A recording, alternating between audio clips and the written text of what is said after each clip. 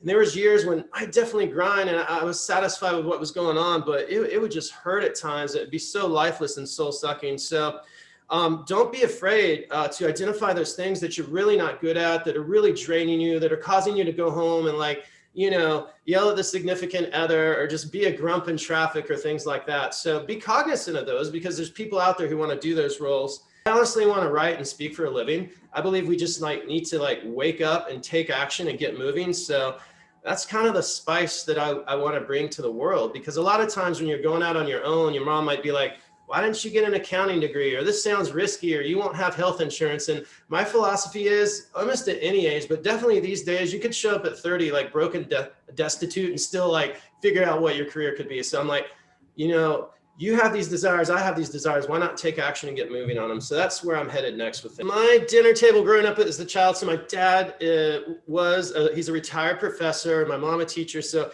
a lot of times we didn't have to all sit down together. But when we did have to do the sit down meal, the food was kind of gross. They made me eat chicken and green peas. And my dad came in as professor suit, and he's a chill guy, but he was grumpy. So I actually detest sit down dinners.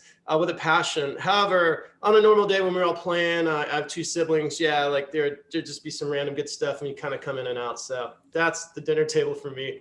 Don't really want to repeat it. Yeah, all good. And is that still through today too, where you prefer just kind of grab and go? Yeah. Yeah. So I have kids too, and it really ticks people off. But I'm just the kids don't want to sit down either, man. This is miserable. So every now and then we do. Perhaps on Thanksgiving we do, or we try Taco Tuesday. But yeah, food is a utility. Just give me the energy and let's move on to the next thing. I agree. I love it. So you've started a couple of different companies now, and obviously have been very successful. What were some of the first exposures to entrepreneurialism that you had?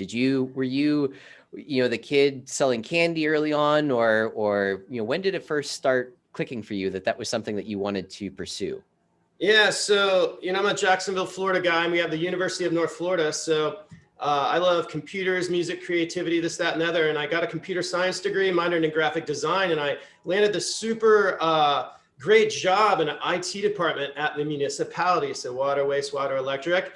And I did really well there. I was in my early 20s, but I got bored as heck. It was a bureaucratic environment. I really loved the leadership team. At that time, there wasn't really work from home, so there was a commute, and my soul just wanted so much more. And so I had a great run there. There's a 200-person IT shop. I got to the director level. I'm still really good friends with the CIO, who was there for about 14 years. But yeah, after about 6 years, I looked across the table. It was all these guys. I was a young buck, maybe 26, 7, 8.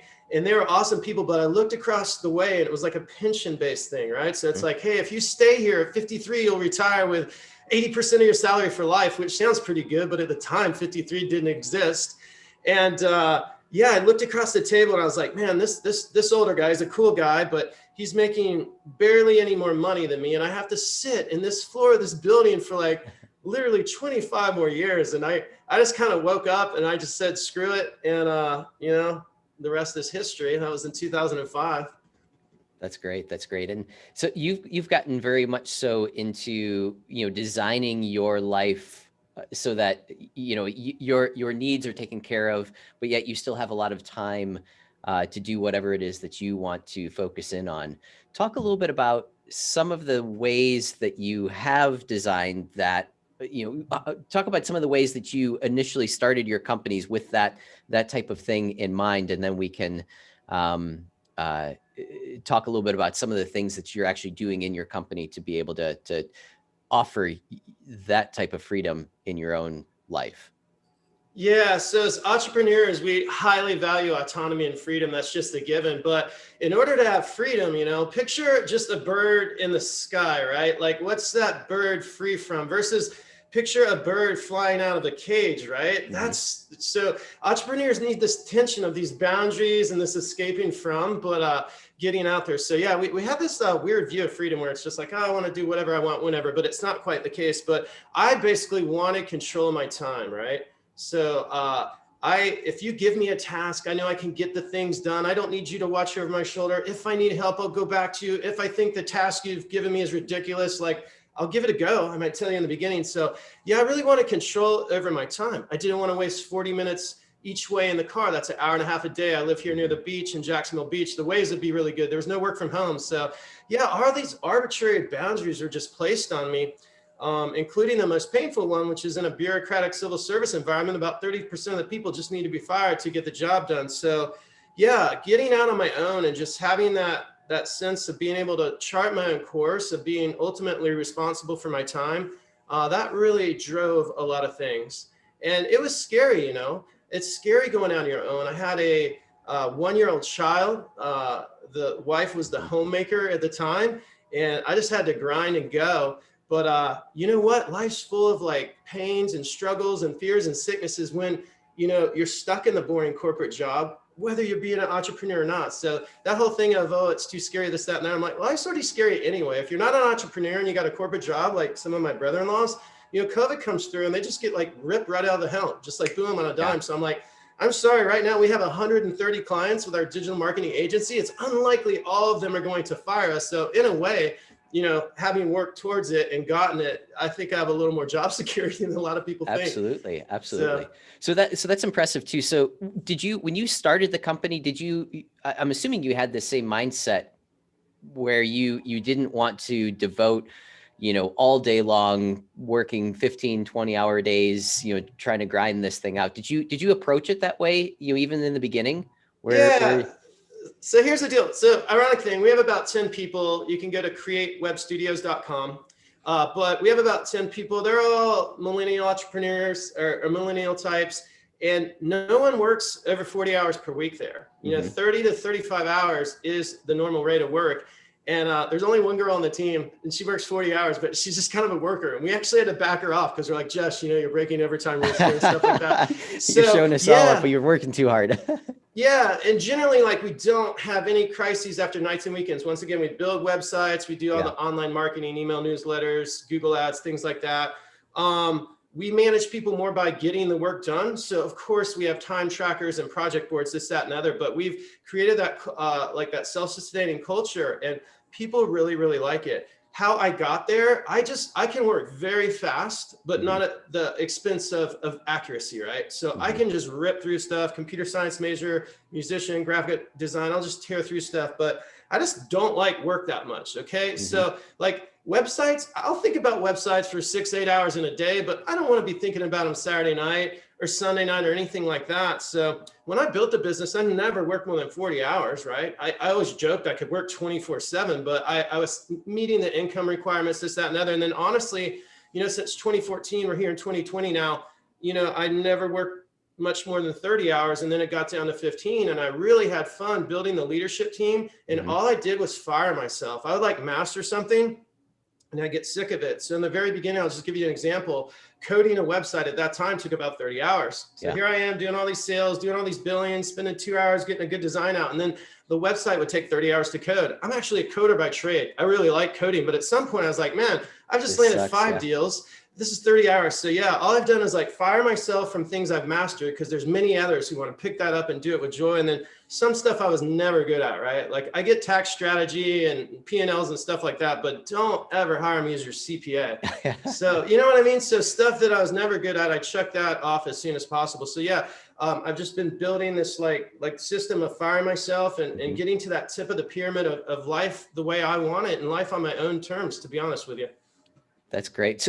So when you're firing yourself and you master these things, are you creating, you know, some type of processes and procedures where you're basically saying, okay, you know, we need to do it this way, or like creating some kind of a structure or platform that you can insert somebody else in and see how it's done? Or are you basically working to the point where you understand it so that you can, you know, if somebody else isn't doing it correctly, or you can help guide someone else? What is your, I guess, your process for truly firing yourself from that position or that task?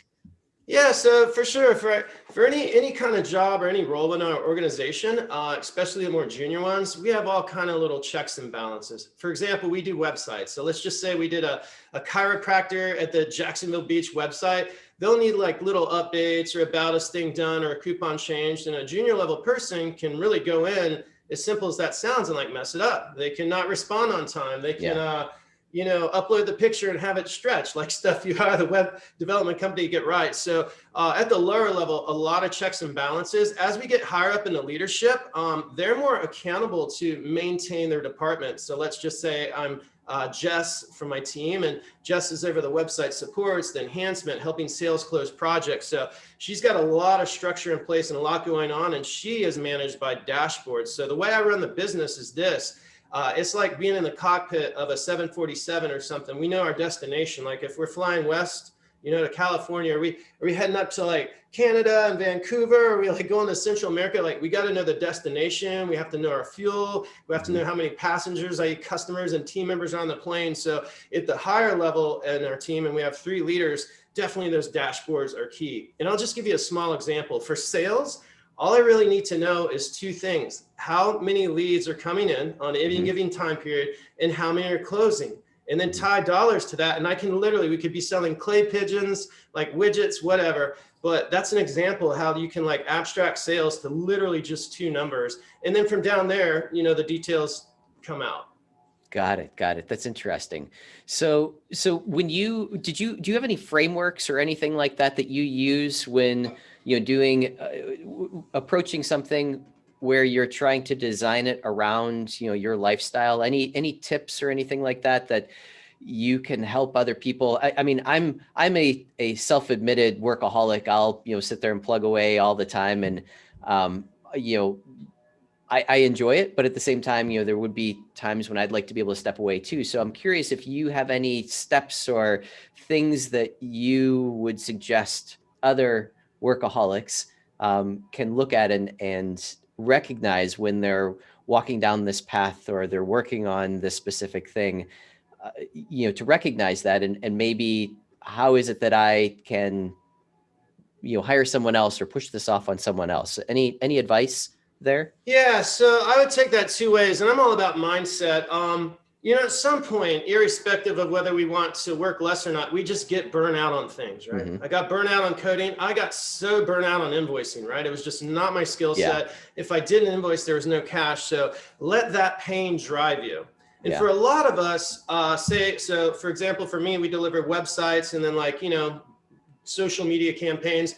At some point, the account manager is so valuable, and that will give you the most time back. And so I really encourage, because I mentor millennial entrepreneurs right now, I'm like, get that solid account manager person and get a whole chunk of time back and get a lot of weight off your shoulders. So an account manager is a great thing. Not staying in too much pain, because I have been in pain. In 2005, I started, we're now in 2020. And there was years when I definitely grind and I was satisfied with what was going on, but it would just hurt at times. It'd be so lifeless and soul sucking. So don't be afraid to identify those things that you're really not good at, that are really draining you, that are causing you to go home and yell at the significant other or just be a grump in traffic or things like that. So be cognizant of those, because there's people out there who want to do those roles. And then secondly is this, and this is really where I've been at. This one's a little more proactive. As leaders of a company, we're paid to think, right? We're paid to think strategically. There is no value right now in me going out and doing social posts for my company or writing job descriptions for services I don't even run. There's a whole heck of a lot of value in me setting one big, hairy, audacious goal, one wildly important goal. We've done that. There's a lot of value in me coaching and listening and building up that leadership team. So the bottom line is this: people think hard work's a commodity.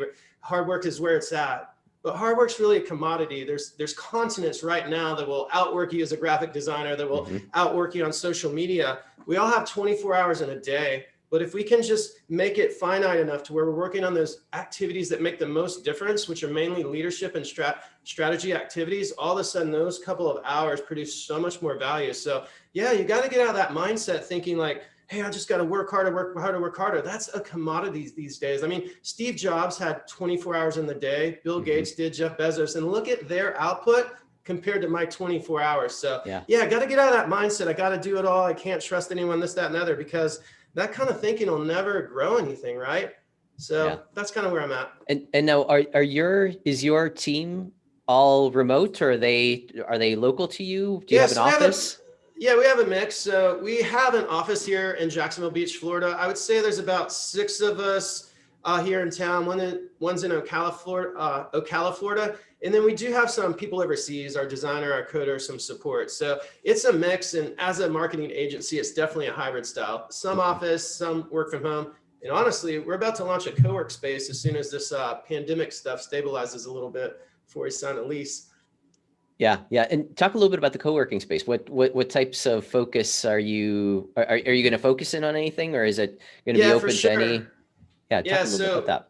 Yeah, so my team's age right now, currently the core members are like 27 to 32. We have some silverbacks and some outliers, but it's just this vibe. And you'll go to the coffee shops around town. Jacksonville, Florida is a decently big space. Jacksonville Beach has excellent energy on it. And you'll just see these people. They'll be doing photography or video, or a lot of them are in their early 20s, going to one of the universities here in town studying digital marketing. So we want to take that energy, take that vibe, and put it into a co-work space. So instead of at the coffee shop where you have a whole lot going on, you can come and chill and work with like-minded people, get coaching for your business, get mentoring, and just kind of have that all around good energy. So that's our goal with the co-work space. We'll definitely have my agency in there. My friend has an agency, some anchor tenants, but then we're going to carve out the space for millennial entrepreneurs so they can get their grind on, get fired up, and stay encouraged.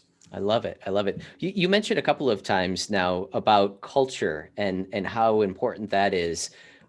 How did you approach that when you were hiring your people? How did you know that the people would be a good fit for you? Is it just a feeling that you had with them, or obviously you have a lot of people around you locally, so you could meet them personally, but even hiring overseas, how did you know whether or not they would be a good fit for your team or not from a culture Sure. perspective? So, going back to when I was doing all the work and building the websites, this, that, and other, I'm after, building a great thing, a great product, a great service. I have hyper attention to detail. I really care. And so that was naturally, inbred when I was making the hires. But I would say this, hiring and firing is so important. We often hire fast and fire slow, and we should really take our time. And here's why it's so hard. There's nothing worse in life than average. In my opinion, that normal curve being stuck right there in the middle, there's nothing worse than that, because an average team member you hire with average skill sets that's kind of okay, like they'll start out as an A, they'll go down to a B, they'll drop to a C, you'll spank them a little bit, they'll be an A+ for a week. And then they're never horrible, right? Because you wouldn't have hired them in the beginning. So I really think waiting until someone's a great fit. And for example, when coding websites, there's so many people that can code WordPress websites today. I can get that part instantly, right? But what I'm after is, do you have attention to detail? Do I have to ask you 2 times? Are you generally fired up and a good person? Because in closing, here's why: we spend so much time with the people we work with, right? We got to see them every day on Zoom and be with them. So, hey, don't pick someone average. It's just going to kind of shift right there in the mediocre middle, but wait for it. Get those A players. And honestly, I have a leadership team today. The company day to day runs without me. And those 3 girls, I love them to death. They're awesome. And they make life good. We do great things. We're innovative. We feel good about working with each other. And that's how the day starts on Monday. That's great. That's great. And talk a little bit about how you selected your leadership people. Obviously, they probably came in more as junior members. Did they kind of work their way up to showcase themselves as being standout type people, or what was the thought process there? That's probably the most amazing thing that started in 2014 or 15, and here in 2020 has really materialized. But so marketing is generally female, and it's generally younger, right? So I'm kind of working with a younger demographic.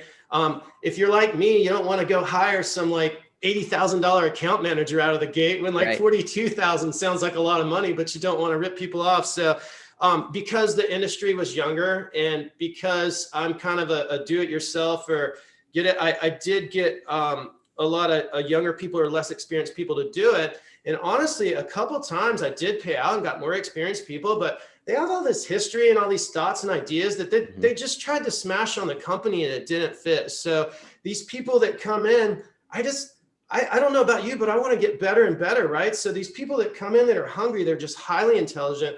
They look me in the eyes. They're like, yes, I got it. I'm like, do you want more? I'm like, they're like, yes. And I'm like, do you want more money? And they're like, yes. So it's just this little cycle. And like I said, those A+ players, the girl that runs our finance in like our HR and operations right now. She just turned 27 and she's That's a great. total boss. So there's some amazing millennial and young talent out there. And because they've come up from within and kind of developed our pattern and our culture, like the blend there is really good. And so now when things aren't aligned in our culture, it kind of like festers like a splinter, you know, it just gets kicked out on its own. So that's kind of how that happened. And it happened kind of by accident, but not really now. I mean, it's tangible. Yeah, no, that's interesting. That's interesting. It's always cool hearing how other companies, are started and kind of those trials and tribulations.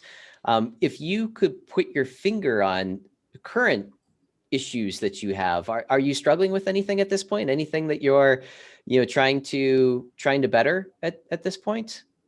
Yeah, I'll answer it with current struggles. But real quick, you asked where did I get a philosophy or framework? Pay for business coaching. You know that book, E-Myth? I've done E-Myth coaching. I've done industry stuff. I'm telling you, the principles are the same. So I really encourage people out there. It gets kind of expensive, right? A good coaching program might be 500 up to thousands, but and even more. But get out there and do that coaching. It's really helped me.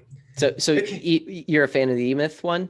I've done many. I mean, I've done ones I don't care what it is. It's the same stuff. Set a goal, stick to it, work on your business, not in it. It's the same BS. So whatever it takes for you to get motivated, I mean, hell, talk to me. I'll fire you up. I'm moving in that direction anyway. So like, honestly, anything. But a lot of times you just read a book in the dark. We're like, oh yeah, I need to systematize my business. And we just never do anything about it. So that accountability and coaching is where it's at.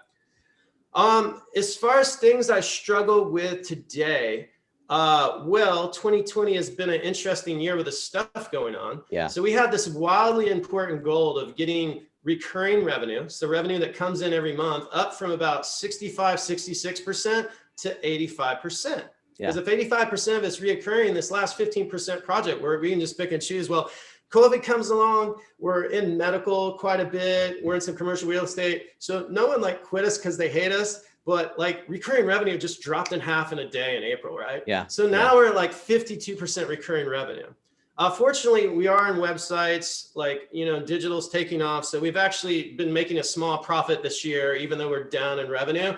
But so that just kind of sucked. And there's not much there's a lot of things you can do, but I'm not going to magically go from 52 to 85% in a snap. So that's been a bit of a struggle. And then two, I don't have to run the day-to-day of my business, right? So I encountered too much time, right? And I realized in COVID, I was like, if you don't start getting on this cowork thing, Jeff, or you don't start getting out here and doing a podcast like this, you're never going to achieve your next dream, right? So I kind of had this slap in the face and I was like, man, it's summer 2020. It's been chill. We made it through COVID.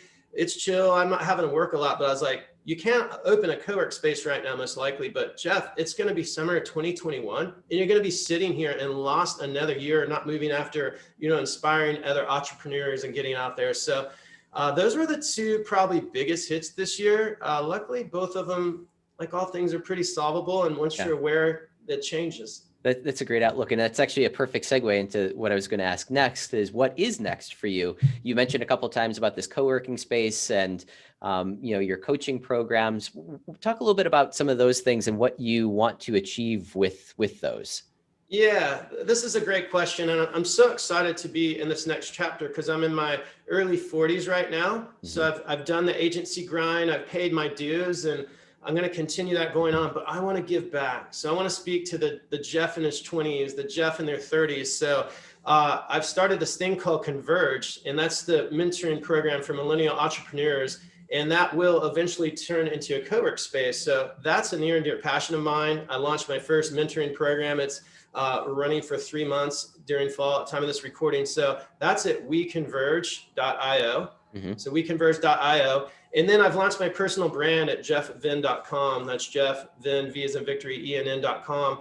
And so that's where, as the cowork space develops, or as we have some amazing lessons learned from our digital marketing team, or as I get more into this millennial entrepreneurship, all that stuff will go down. I honestly want to write and speak for a living. I believe we just need to wake up and take action and get moving. So that's kind of the spice that I want to bring to the world, because a lot of times when you're going out on your own, your mom might be like, why didn't you get an accounting degree? Or this sounds risky, or you won't have health insurance. And my philosophy is almost at any age, but definitely these days, you could show up at 30, broken destitute and still like figure out what your career could be. So I'm like, you know, you have these desires, I have these desires. Why not take action and get moving on them? So that's where I'm headed next with things. Yeah, no, I love it. I love it. That's it's so inspirational. And one thing that you kind of just touched on right at the end there, and I know that I felt it when I started on my entrepreneurial journey, is, you know, the negativity from people that, you know, haven't necessarily taken that leap. You know, they're trying to protect you and bring you back into their own world, which is, you know, going to work for someone else, you know, all the time.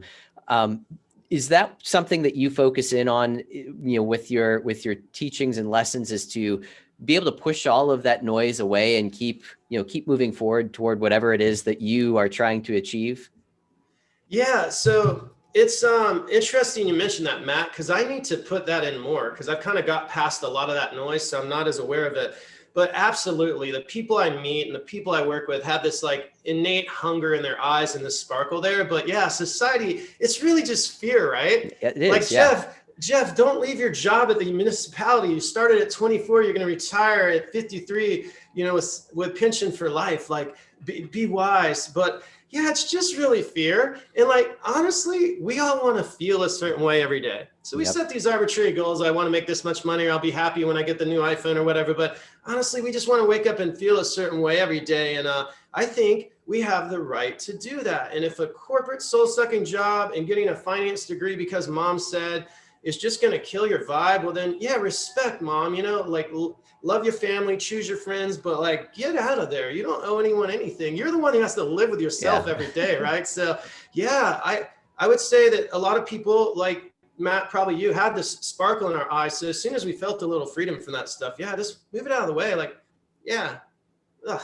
Yeah, no, completely agree. No, I love it. I love it. You know, this has been fantastic. I can't wait to be able to see what you produce and the entrepreneurs that come out of your programs and that. So definitely want to stay in touch with you and learn more as that progresses. So, but for right now, thank you for being on Pass the Secret Sauce. And again, we'll cross paths again sometime soon, perhaps one of my trips down to Jacksonville, we'll get together and go surfing or something. So For sure, Matt. Thanks so much. excellent.